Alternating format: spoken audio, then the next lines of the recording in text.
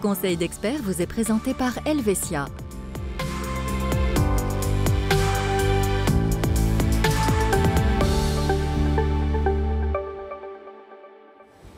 Bonsoir à tous, bienvenue dans Conseil d'experts. On évoque ce soir la couverture d'assurance dans le cadre de dégâts naturels.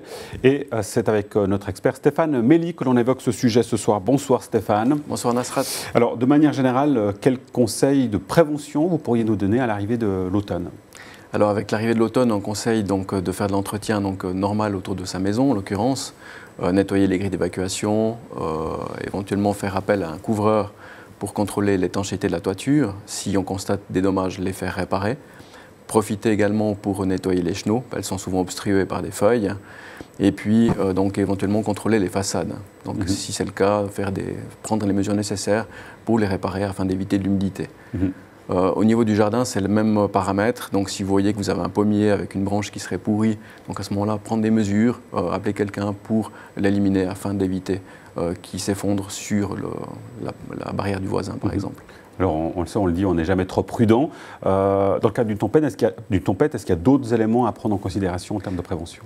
Alors oui, il y a d'autres éléments qui arrivent aujourd'hui avec la technologie qui sont très intéressantes. Donc il y a des applications météo qui existent sous différents formats.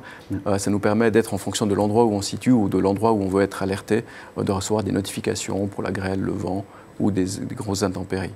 Évidemment, en cas d'alerte de ce type-là, il faut fermer fenêtres, portes, prendre les mesures nécessaires. Par exemple, c'est clair qu'on ne va pas laisser son cabriolet à l'extérieur sans fermer la capote, donc on prend des mesures adéquates. Bon, le risque zéro n'existe pas évidemment, même si on a mis en place toutes ces mesures. Malgré tout, il peut y avoir des dégâts. Comment je procède en cas de sinistre, en cas de dommage ? Alors en cas de sinistre, ce qui est très important, c'est qu'en tant qu'assuré, vous devez amener la preuve du dommage. Prendre des photos. Prendre des photos, lister tout ce que vous avez mis en place, donc soit les heures que vous passez à nettoyer ou le matériel que vous avez dû acheter, aussi pour les diminutions, donc pour éviter que le sinistre augmente. Imaginons qu'on a un Velux qui serait cassé puis qu'il y a de l'eau qui coule, donc on va évidemment prendre des mesures pour éviter que ça s'aggrave.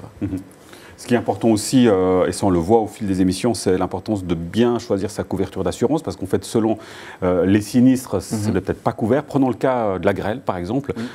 Quelle couverture d'assurance assure la grêle ?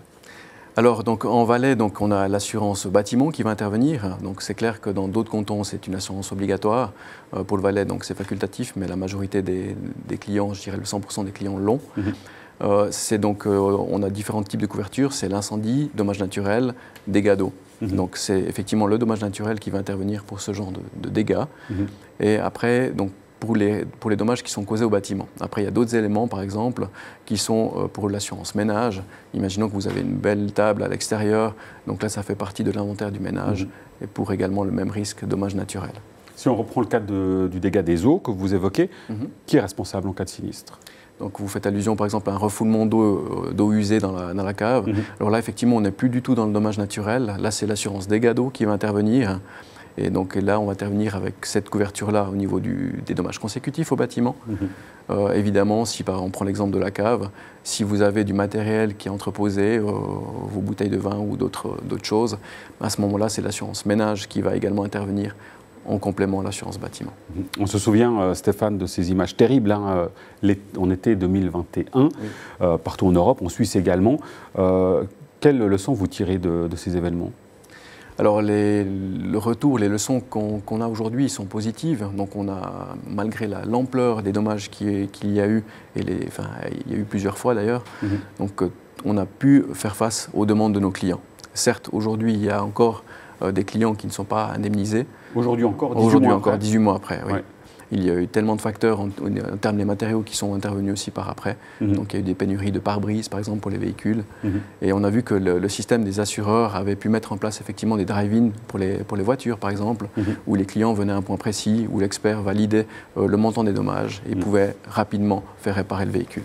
Une dernière chose, Stéphane, de manière générale, de par votre expérience, selon vous, où est-ce qu'il peut y avoir, vous constatez qu'il y a un manque, généralement, en termes de couverture d'assurance au niveau des propriétaires ? Alors, on constate malheureusement assez régulièrement qu'il y a des lacunes au niveau de la somme d'inventaire de ménage. Donc souvent, on définit une somme à un moment donné. Pendant 5 ans, souvent, on ne discute plus de notre assurance avec notre assureur. Et puis, on se rend compte qu'on a acheté pas mal de choses. Et donc, ce qui fait qu'on peut être en sous-assurance et ce qui peut être gênant pour nous au niveau de l'indemnisation. D'où l'importance, on le comprend bien, de la mise à jour, justement, de la valeur de ces biens. Merci beaucoup, Stéphane Mély, pour vos explications sur ce sujet. Merci à vous pour votre fidélité. On se retrouve, vous le savez, très prochainement pour un nouveau numéro sur les questions liées aux couvertures d'assurance. Une dernière chose, Stéphane, sur les prochaines semaines qui s'annoncent en termes d'assurance, il faut être attentif à quoi exactement ?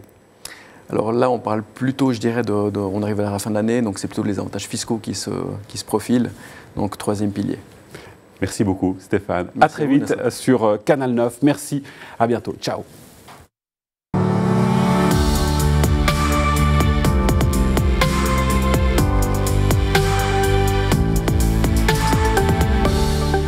Simple, clair, Helvetia.